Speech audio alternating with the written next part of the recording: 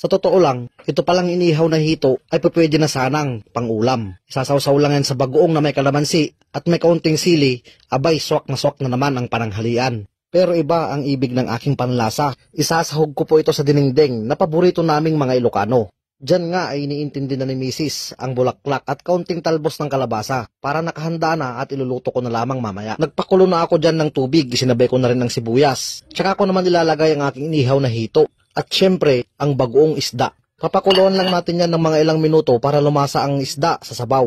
Tsaka din natin yan hahanguin. Una kong inilagay ang puso ng saging. Hahayaan ko lang yang maluto ng mga ilang minuto.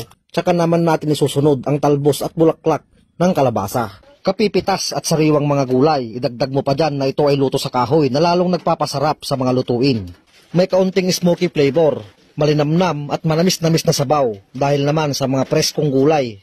Napakasustansya na at sadyang napakasarap naman talaga. At ito na nga mga bossing, luto na po ang ating napakasarap na dinengdeng. Mahantayon kakabsat!